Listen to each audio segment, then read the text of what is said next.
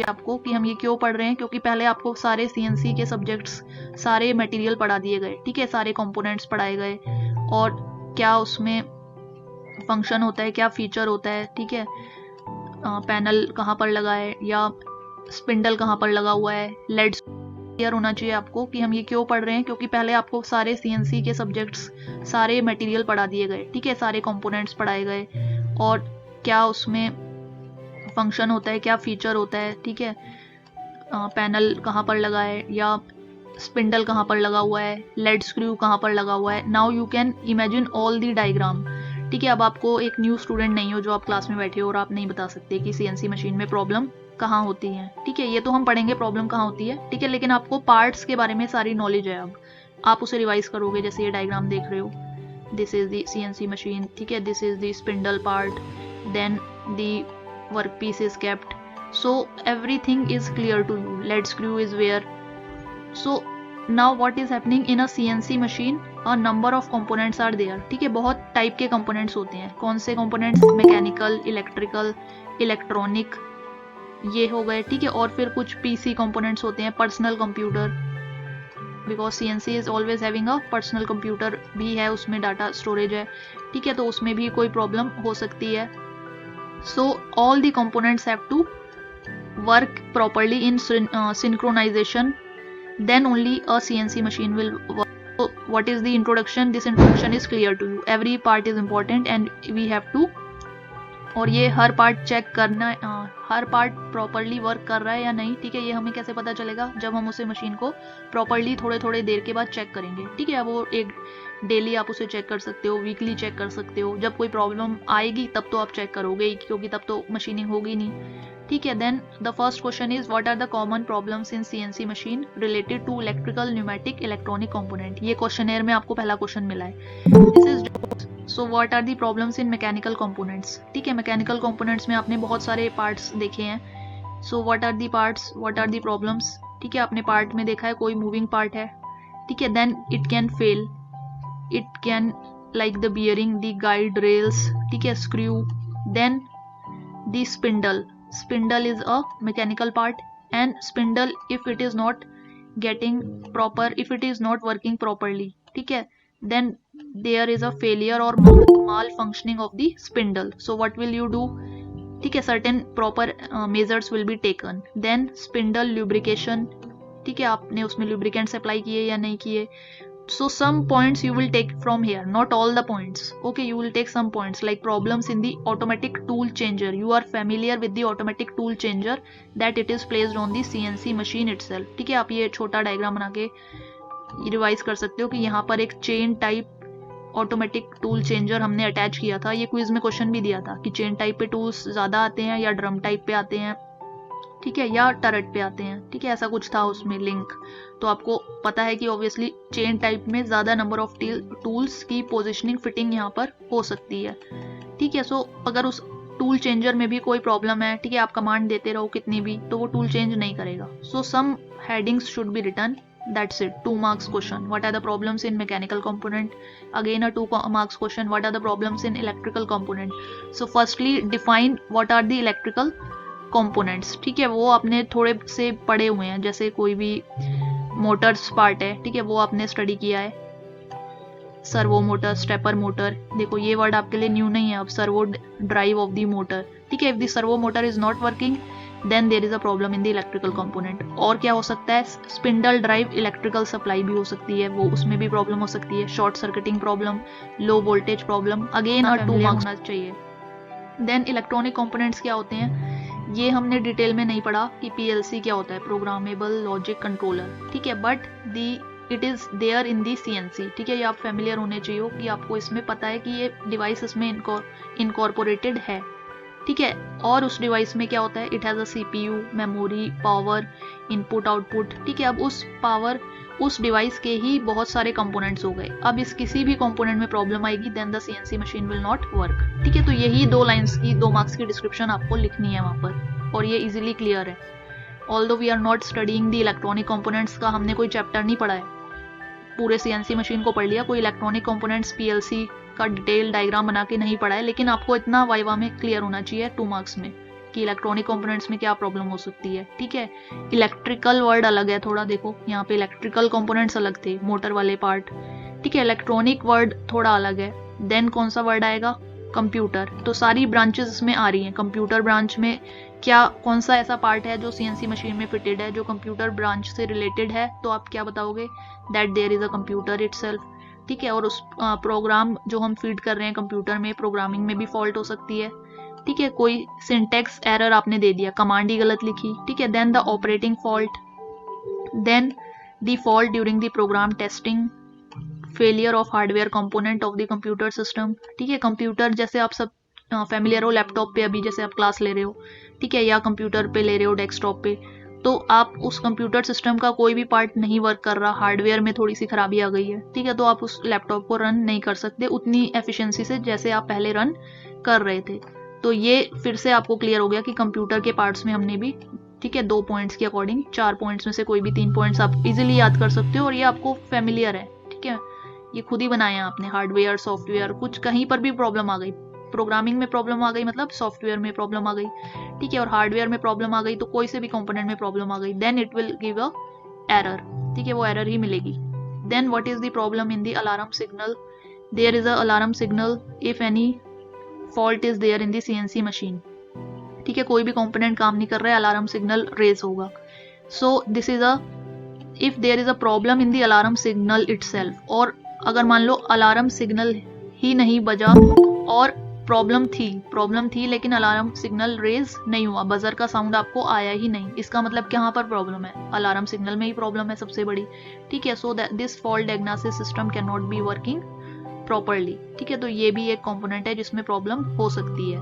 ना स्टार्ट करोगे, एग्जांपल लो, fully automatic machine आपके पास अवेलेबल रहती है, ठीक है, उसमें एक मोड होता है, ठीक है, इसमें आप देखोगे नॉब में एक मोड होता है ड्रम क्लीन, ठीक है, और इसका डिफरेंट नेम है डिफरेंट मशीन में, ठीक है, बॉश में अलग है, एलजी में अलग है। तो वो ड्रम क्लीन मोड क्या होता है कि आपने बहुत लंबे टाइम से उस फुल्ली मशीन को यूज़ किया ही नहीं है, ठीक है, इस तरह से होता है उसमें फ्रंट लोड में, ठीक है। ये पैनल है, इस डोर को खोल के आप क्लोथ्स यहाँ पर इंसर्ट कर रहे हो, तो अब अगर आपने बहुत लंबे टाइम से यूज ही नहीं करा है, then what will happen, efficiency will start decreasing, क्योंकि उसमें कोई ना कोई प्रॉब्लम आएगी, जैमिंग प्रॉब्लम हो जाएगी, ठीक है। तो इसलिए कंपनी ने क्या कर रखा है, एक ड्रम क्लीन बना रखा है, so that you put the Surf inside it and that is for the drum cleaning के लिए होता है, ठीक है। और उसके बाद वो एम्प्टी रन करती है मशीन, खाली रन करती है, ठीक है, रोटेट करती रहे, so that it's drum is getting cleaned also and the machine is getting working also, now it will not B jammed, अब कोई जैमिंग पार्ट उसमें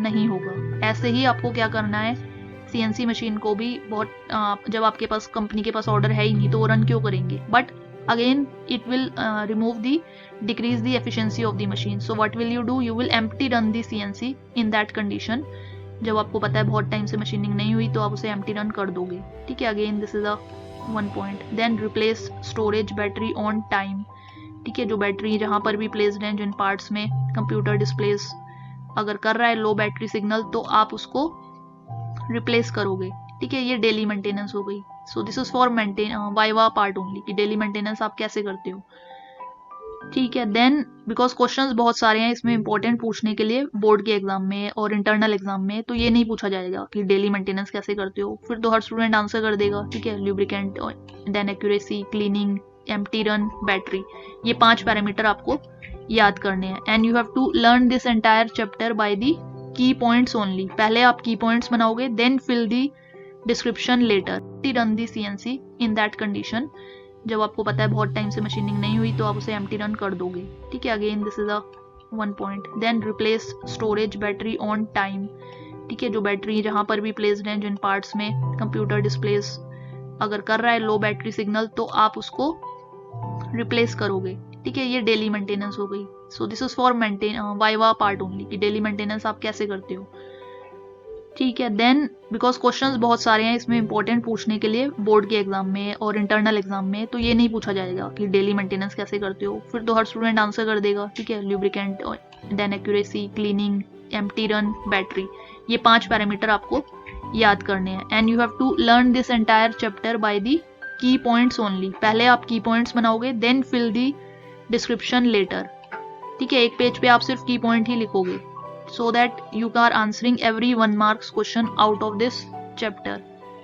Then what are the tools? Next question is, okay, the question is not written here, but the question written in the questionnaire was, what are the methods or the tools which are used for diagnosis of the problem? Diagnosis means checking. So checking or getting to know which fault is present. ठीक है, machine में क्या fault है आपको पता करना है, तो डायग्नोसिस वर्ड का यूज किया जाता है.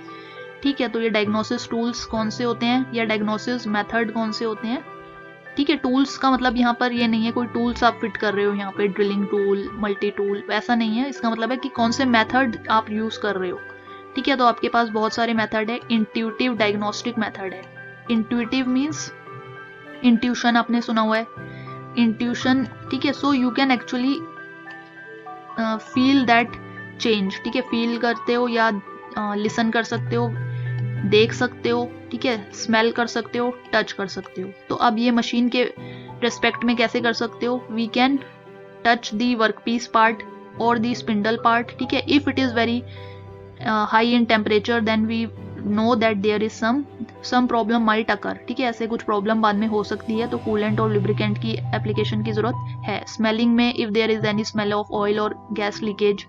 ठीक है, तो ये कुछ प्रॉब्लम ऐसी हैं जो आपने देखकर एनालाइज की है. ठीक है, तो इन्हें कहते हैं इंट्यूटिव. इंट्यूशन वर्ड से ये बना है, तो ये अभी आपको 4 याद हो गई. ठीक है, विजुअल मीन्स देखकर आप कर रहे हो. ठीक है, देखकर कैसे कर सकते हो? एग्जाम्पल दे दो. कोई भी लूज नट एंड बोल्ट है. ठीक है, कोई वाइब्रेशंस आपको बहुत ज्यादा होती हुई दिख रही है स्पिंडल में. ठीक है, ऐसा नहीं है आप ऑब्जर्वर बैठ गया बस चेयर पर और वो कुछ देख नहीं रहा है. आप ऑब्जर्व भी करोगे साथ में, जो कमांड दी है वो ठीक से रन कर रही है और आप देखोगे वाइब्रेशन हो रही है तो आप स्टॉप करोगे मशीन को.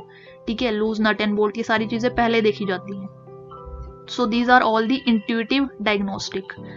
वैसे तो ये नहीं आता क्वेश्चन सेपरेट की क्या होती हैं इंट्यूटिव डायग्नोस्टिक्स टूल्स, बहुत ही मुश्किल क्वेश्चन बन जाएगा फिर ये. लेकिन एक जनरल क्वेश्चन आता है कि कौन से मेथड्स यूज होते हैं, तो उसमें एक मेथड आप ये लिख सकते हो अगर 1 मार्क्स के लिए आएगा. ठीक है, तब ये पूछा जा सकता है कि इंट्यूटिव डायग्नोस्टिक कैसे करते हो, तो आपको ये वर्ड का मीनिंग ही नहीं पता होगा उस समय कि इसमें तो इतना आसान आंसर था कि उसमें सिर्फ जो विजुअल देख के ही हमें बताना था नट एंड बोल्ट टूल. ठीक है, then there is intuitive diagnostic. ठीक है, एक कॉमन क्वेश्चन 5-6 नंबर का ये बनेगा. ठीक है, अगर ये पूछा जा रहा है. लेकिन अगर इसमें से कोई भी शॉर्ट क्वेश्चन आ गया, that what is the self diagnosis of the CNC machine. ठीक है, then you will not be able to answer. तब आप आंसर नहीं कर पाओगे अगर आपने हर लाइन को डिफाइन नहीं किया है. So you can not leave each line. Her line में से आपको, हर पैराग्राफ में से 2-2 लाइन्स तो कम से कम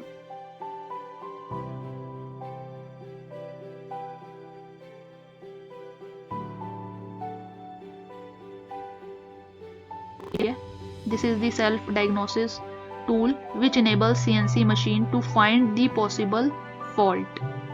क्या fault हो सकती है? This system continuously monitors all the hardware and the software of the CNC machine and their working state. If there is any malfunction or any fault, then computer screen will display the alarm information. ठीक है, human being को सिर्फ जो worker है वहाँ पे या CNC trainer है, ठीक है, उसे डिस्प्ले पैनल दिखता है जो सीएनसी मशीन के ऊपर प्लेस होता है. ठीक है, और उस पर अगर एक एरर का मैसेज लिखा हुआ आएगा, ठीक है, कोई भी code, then he will go to that machine और वो उसे प्रॉब्लम को इरेडिकेट करेगा, एलिमिनेट करेगा. अगर वो मैसेज ही लिखा हुआ नहीं आएगा, ठीक है, then it will not be able to solve that problem. ठीक है, तो पहले मशीन में ही ये ऐसे इनबिल्ट सिस्टम सेट है कि वो अपने आप ही प्रॉब्लम एरर करके सॉफ्टवेयर में और हार्डवेयर में जो भी प्रॉब्लम है वो कौन दे देगा?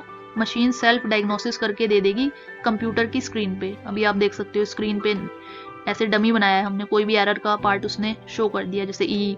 तो अब वो ह्यूमन बीइंग को देखना है इस ई का मतलब क्या है, E1 का मतलब क्या है, E2 का मतलब क्या है. ठीक है, तो then only that error will be removed. और इसमें भी 3 टाइप्स लिखी हुई हैं.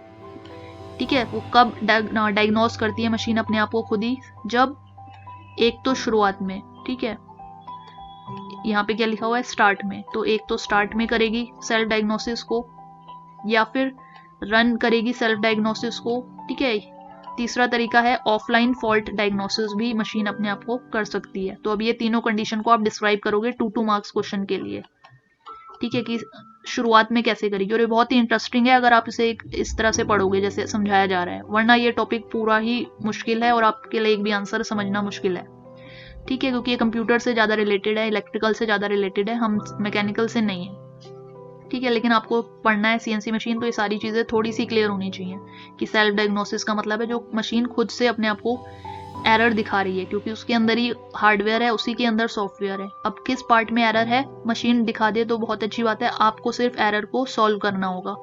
ठीक है, so this is during the startup of the CNC machine. During the startup, the CNC this is scanning all the components of the machine. वो क्या बताएगी कि कोई एबनॉर्मल कंडीशन है, ठीक है, किसी पार्ट में कोई प्रॉब्लम है, तो वो सिंपली उस स्क्रीन पे दिखा देगी। तो इसमें कोई नई बात नहीं बताई, मैंने पहले ही बता दी थी ऑलरेडी इस पैराग्राफ में। ठीक है, लेकिन ये बताया है सिर्फ ये शुरुआत में अगर होता है तो उसे कहते हैं स्टार्ट सेल्फ डायग्नोसिस, जो स्टार्टअप के टाइम पर होता है। ठीक है, देन एक बार आपको दिख गया डिस्प्ले पर, कंप्यूटर के डिस्प्ले पर जो पैनल है आपने देख लिया, उसमें कोई एरर वर्ड शोन है, तो आप उसको जाकर प्रॉब्लम सॉल्व कर सकते हो। So usually the CPU input output MCU memory and various connection are checked by this method. This is also called booting of the system. ये लैपटॉप की टर्म है। ठीक है, आपको पता है बूटिंग मीन्स जो शुरुआत में थोड़ा टाइम लगता है लैपटॉप को ऑन होने में, ठीक है, उसके बाद वो बूटिंग करता है। So we are not familiar with the correct definition, नहीं पता है हमें कंप्यूटर्स की क्या बूटिंग के क्या रियलिटी में क्या डेफिनेशन बनती होगी। ठीक है, लेकिन हमें थोड़ा आइडिया है कि हाँ जो लैपटॉप के स्टार्टिंग में रनिंग पार्ट है वो बूटिंग कर रहा है लैपटॉप को। ठीक है, आप उसे ठीक कराने जाते हो किसी के पास सर्विस सेंटर में, तो आप वो बताते हैं कि आप हम इसमें बूटिंग प्रॉब्लम है, तो ये बूट ही नहीं होता है। ठीक है, तो हम इस तरह से CNC मशीन भी अपने आप को करेगी क्लियर, स्कैन करेगी और आपको पता चलेगा कि क्या प्रॉब्लम है। ठीक है, then there is a run the self diagnosis method. ये मेथड क्या है, ये आपको समझ में आ रहा है रन टाइम पे जो हो रहा है। रन टाइम मीन्स किसी भी पर्टिकुलर इंटरवल्स पे आप उसे कर सकते हो, ये आपकी मर्जी है। ठीक है, सो सेल्फ डायग्नोसिस तो मशीन करेगी, अपने आप को मशीन ही देखेगी, आपको कुछ नहीं देखना वहाँ पे टूल्स ले जाकर कि उसे खोलते हैं, हार्डवेयर खोलो सॉफ्टवेयर खोलो, कुछ नहीं खोलना है आपको, सिंपली मशीन को इंस्ट्रक्शन देनी है कि वो अपना ये सेल्फ डायग्नोसिस करेगी। So this self diagnosis is run at periodic intervals, थोड़ी थोड़ी देर के बाद आप उसे कर लो। ठीक है, जैसे आपने करा आज एक वीक बाद आपने देख लिया सेल्फ डायग्नोसिस में कोई प्रॉब्लम तो नहीं आ रही। ठीक है, so by this what is happening, working क्या हो गई इस मेथड की, that with internal diagnosis procedure the system is checking the PLC, servo motor, spindle motor and other devices connected for their state of working.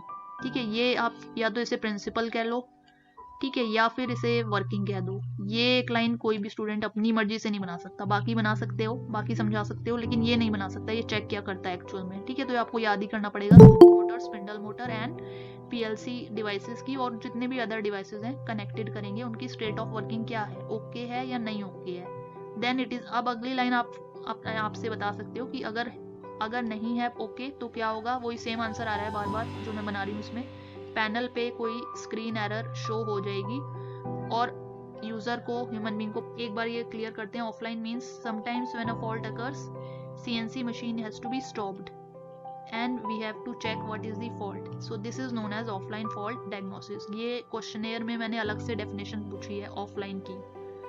ठीक है, तो ये इसका आंसर यहाँ पर आपको लिखा हुआ मिल गया है, एग्जाम्पल दे सकते हो, कोई भी प्रॉब्लम है। ठीक है, then it is diagnosis and वो स्क्रीन पे डिस्प्ले हो रही है।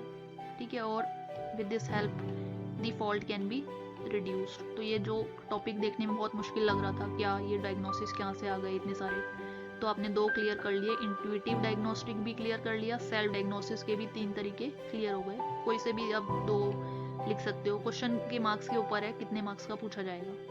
ठीक है, अभी कुछ भी नहीं पूछा,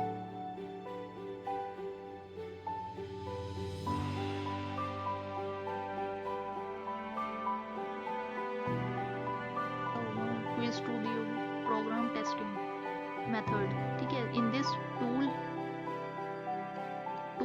मीन्स यहाँ पे आप रिप्लेस कर सकते हो, इस वर्ड को कट करके लिख देना इन दिस मेथड। ठीक है, बिकॉज टूल से हमें हमेशा मैकेनिकल स्टूडेंट्स की तरह टूल ही इमेजिन हो रहा है, so you will write in this method. यहाँ पे भी दोनों चीज़ें लिखी हैं, टूल लिखो या मेथड लिखो, तो आप मेथड लिख दो, ज़्यादा अच्छा है। ठीक है, टीचर को भी कंफ्यूजन नहीं होगी। ठीक है, so in this method the program functions of the CNC machine is tested.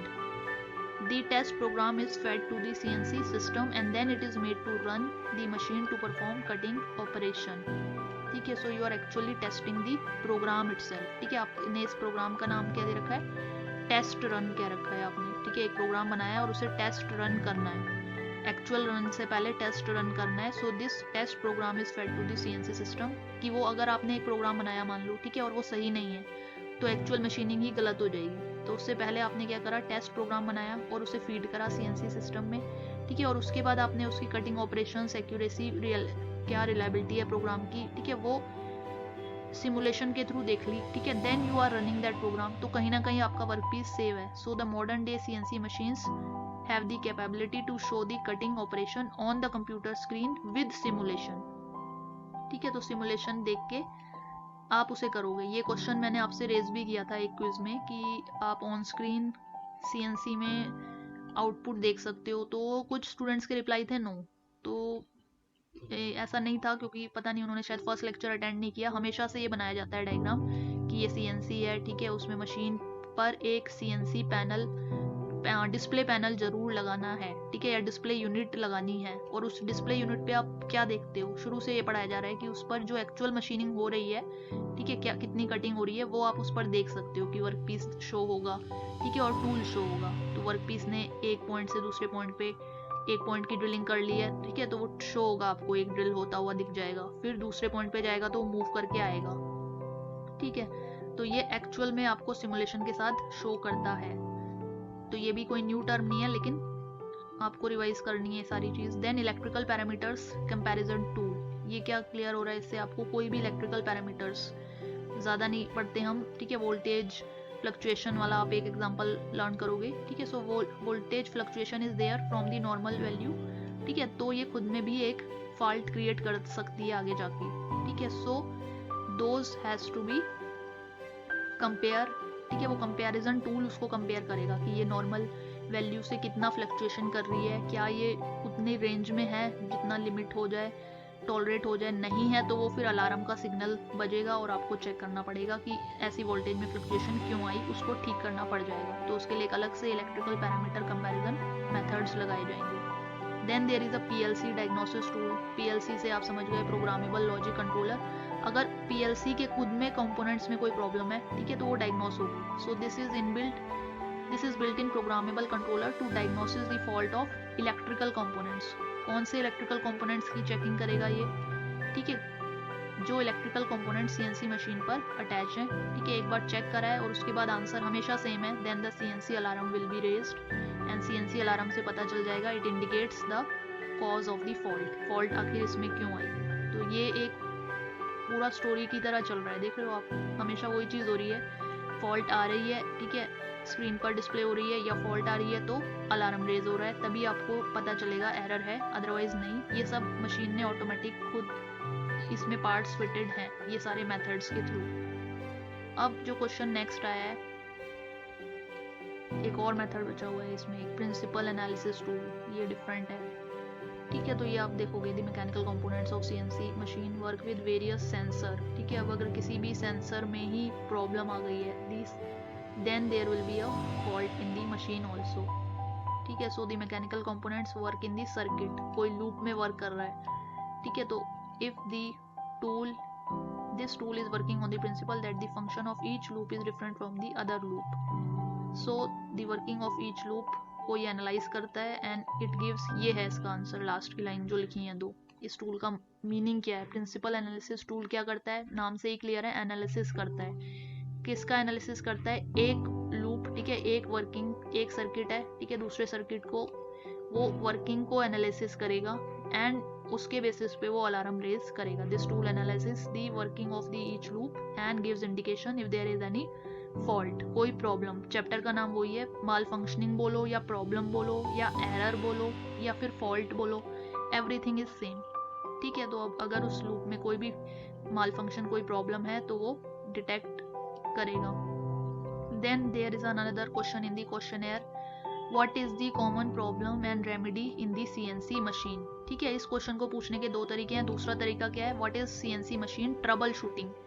ये वर्ड आपने अपने कंप्यूटर में देखा हुआ है, ट्रबल शूटिंग। कहीं पर सेटिंग में जाकर ये मिलता है। ट्रबल शूटिंग मीन्स आपको चेक करना है सी ड्राइव, हार्ड ड्राइव जो भी है, क्या उसमें कोई एरर है, ट्रबल शूटिंग करते हैं। We are not familiar with that trouble shooting part, computer students हम नहीं हैं, लेकिन हमें इतना आइडिया रहता है कि ट्रबल शूटिंग करते हैं, ठीक है। तो हम उसकी प्रॉब्लम को डिटेक्ट कर सकते हैं कि सी ड्राइव या डी ड्राइव या एक्चुअल में क्या कंपोनेंट्स में एरर है, ठीक है। तो ट्रबल शूटिंग के लिए हमेशा एक ऑप्शन रहता है, लैपटॉप में भी, कंप्यूटर में भी, पीसी में भी और सीएनसी मशीन पर भी प्रेजेंट रहेगा कि क्या आपको एरर को ढूंढना है, ठीक है। और उसके बाद उस एरर का सॉल्यूशन भी करना है। ये नहीं कि आपने एरर को ढूंढ लिया ई के बाद आप कह रहे हो हमें तो कुछ आता नहीं, सॉल्यूशन उसका नहीं पता, ठीक है। तो ऐसा नहीं है, आप सॉल्यूशन के बाद पहले कॉज बताओगे, कॉज के बाद रेमेडी कि उसको ठीक कैसे करना है। रेमेडी बोलोगे या फिर सॉल्यूशन बोलोगे, दोनों का मीनिंग एक ही है, ठीक है। तो यहाँ से आपने 5-6 पॉइंट्स आपको मिल रहे हैं इस बुक से, ठीक है। आप कोई से भी इसमें से लर्न करोगे, ठीक है। If anything in particular is asked तो वो बहुत टफ क्वेश्चन बन जाता है कि एक ही चीज़ पूछें आपसे, ये वाली ही बताओ, मशीन ओवरलोड की प्रॉब्लम बताओ, तब तो ये टफ क्वेश्चन है। हो सकता है आपने यही छोड़ा था, आप वो ही पूछ लिया,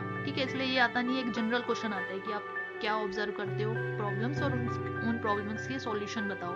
तो आप एक टेबल बना लोगे, अभी ये पैराग्राफ है, ठीक है। आप उसे एक टेबल फॉर्म में बनाओगे, ठीक है, कि आप उसमें लिखोगे ये प्रॉब्लम है, ठीक है। उस प्रॉब्लम के बाद आप लिखोगे ये उसका कॉज है, तीसरे कॉलम में आप लिखोगे ये उसका सॉल्यूशन है या रेमेडी है। तो ये ही टेबल अपने आप में छोटी हो जाएगी और इजी लगेगी लर्न करने के लिए। मशीन ओवरलोड, देन कोई सी भी आप इसमें प्रॉब्लम स्टडी कर लो अभी, क्योंकि दूसरा टॉपिक भी है मेरे पास, इसलिए मैं अभी ये सारा स्टडी नहीं कर रही, ठीक है। जैसे ये tool is getting too hot, तो ये प्रॉब्लम आ गई, ठीक है, आपने ऑब्जर्व कर लिया। तो इसका कॉज क्या होगा आपको पता ही है, मशीनिंग हो रही है, वर्क पीस से चिप्स जनरेट हो रहे हैं, कटिंग हो रही है, सो हीट इज जनरेटिंग और थर्मल टेम्परेचर की वजह से।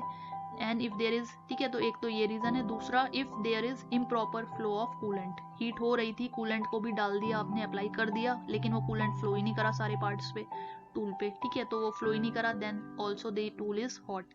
रेमेडी क्या है, you will check the coolant flow rate, जो कूलेंट आप डालते हो उसका फ्लो रेट क्या है, and it fill the reservoir, the coolant must be directed towards the tool, डालते समय आप उसे ऐसे डालोगे that it is directed towards the tool and workpiece contact area, ठीक है। टूल में और वर्कपीस के बीच में जो कॉन्टैक्ट हो रहा है वहां पर आप उसको पुट अप करो तो ज़्यादा अच्छा है, रादर आप यहाँ से वर्कपीस के ऊपर डाल दो और कह दो कि हमने तो कूलेंट तो अप्लाई करा था, पता नहीं टूल अभी भी क्यों गर्म हो रहा है, ठीक है, क्योंकि आपने इस पॉइंट ऑफ कॉन्टैक्ट पे नहीं करा। तो एक प्रॉब्लम आपकी ये सॉल्व हो गई। दूसरी problem, finishing is to low, ठीक है, आपने मशीनिंग करी, फिनिशिंग बहुत अच्छी नहीं आई, तो क्या रीजन हो सकता है इसका, wear and tear of the cutting tool या फ्रिक्शन, ठीक है, फ्रिक्शन आप पहले पढ़ोगे, सो फ्रिक्शन अगर ज्यादा है तो वियर एंड टीयर भी ज्यादा होगा। So this is the problem reason. Then the remedy you can replace, एक तो तरीका है आपने रिप्लेस ही कर दिया कटिंग टूल को, सो this is the best method. अब नहीं करना चाह रहे, देन उसी को करेक्ट करो, रिकैलिब्रेट द कटिंग टूल, या फिर the poor finish is also due to the improper flow of cutting fluid के इम्प्रॉपर फ्लो से भी हो सकता है, ठीक है। तो ये सब चीज़ें आपको ऐड करनी है टेबल में। Lubrication oil pressure is very low, ठीक है, इफ द प्रेशर, अब आप बोलोगे ये क्या प्रॉब्लम थोड़ी है प्रेशर लो और हाई हो, इससे हमें कोई लिंक नहीं है, ठीक है, इससे हमें कंसर्न है हम इससे, क्योंकि अगर pressure of the lubrication oil is not sufficient, वो उतनी अमाउंट में नहीं है, then the machine will stop functioning, ठीक है।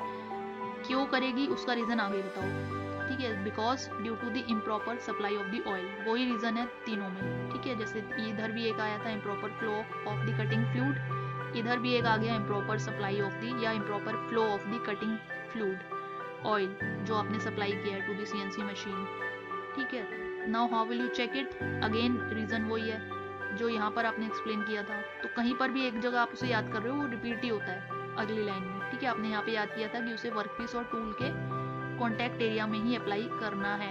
So the pressure is low because of insufficient quantity of oil, quantity of oil भी कम हो सकता है, ठीक है। So check is there a proper supply है भी या नहीं है, ठीक है, और प्रॉपर क्वांटिटी भी आप डाल रहे हो कि नहीं डाल रहे हो, ठीक है। In this case the lubricating oil में भी सप्लाई टू दी मशीन, और अगर वो क्वांटिटी सफिशिएंट नहीं है तो फिर क्वांटिटी बढ़ा के डालोगे, ठीक है। तो ये छोटे छोटे पॉइंट्स हैं, ये सब तो मैकेनिकल के हमने डील कर लिए पहले, ये ये फिनिशिंग, फ्रिक्शन, फिनिशिंग, ये सारी चीज़ें आप हमेशा फेमिलियर हो, तो ये तो आपको इजीली समझ में आ गई बहुत ही जल्दी से तीनों पॉइंट, 8 नंबर, 7 नंबर, 6 नंबर, ठीक है। लेकिन अब थोड़े से इलेक्ट्रिकल वाले भी आप छोड़ोगे नहीं पूरे, आप इससे भी फेमिलियर हो जाओगे। ड्राइव फेलियर, ठीक है, Jitendra is writing improper supply of oil, ठीक है, तो सही रीज़न है, उसकी वजह से भी हो सकता है।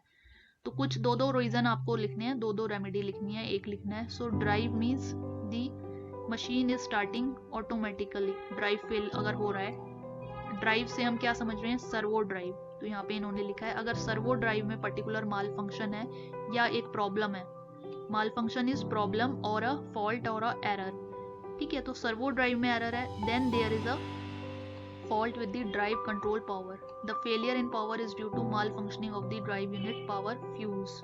अब ये थोड़ा इलेक्ट्रिकल पार्ट पे जा रहा है टॉपिक लेक्चर। फ्यूज क्या होता है, ठीक है, किसी ने शायद घरों में भी देखा है जो आप इलेक्ट्रिशियन को भी कॉल करते हो, ठीक है, तो वो फ्यूज रिप्लेस करके या करेक्ट करके, ठीक करके क्या होता है, वो जो वायरिंग की इंटरकनेक्शन की प्रॉब्लम्स है वो कहीं ना कहीं ठीक हो जाती है। तो सारी थ्योरी नहीं समझानी आपको इलेक्ट्रिकल की, आपको सिंपली बोलना है रिप्लेस द फ्यूज, ठीक है। तो somebody is familiar, somebody is not, but we have to deal with variety of faults, क्या क्या और प्रॉब्लम आ सकती है, वाइब्रेशन में आ सकती है, ठीक है, इन दी z axis of the tool, जो आपने ड्रिलिंग का एग्जांपल समझा था, this is the x axis, y axis, और ये z एक्सिस क्या था, जो वो माइनस z जा रहा था नीचे, ठीक है, तो माइनस z से क्या हो रहा है, the most common cause is due to the adverse pulse encoder, ठीक है, अगर पल्स एनकोडर वर्किंग नहीं है, then the motor rotation of 180 degree correspond to 2.5 movement of the z axis, तो इस केस में आपको क्या करना पड़ेगा, उस एनकोडर को ही नया लगाना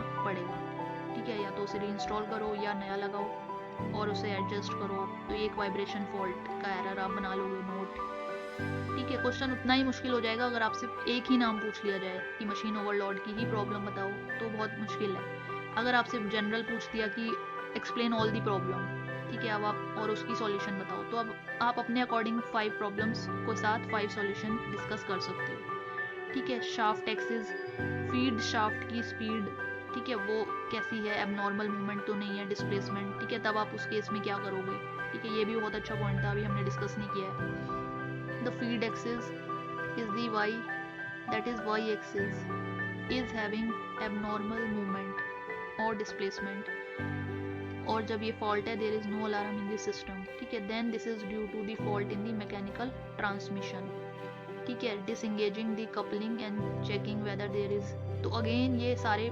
कंपोनेंट्स जो आप पढ़ के आए हो वो ही रिवाइज होंगे इस चैप्टर में। पहला क्या था, ट्रैवर्स मूवमेंट ही नहीं हो रही है ठीक से क्लियर, ठीक है, तो वो ट्रैवर्स क्यों नहीं हो रही है, आप देखोगे फिक्स पोजीशंस तक गया है, ठीक है, और आपको अलार्म नॉइस नहीं रेज हो रही है, ठीक है, तो आपने टैकोमीटर को चेक करना है, check it is checked by inspecting the tachometer, ठीक है, तो इसे अभी बहुत ज़्यादा नहीं लेते, एक दूसरा टॉपिक भी है आपको समझने के लिए, पहले आप लिखो इसमें यही 3 क्वेश्चन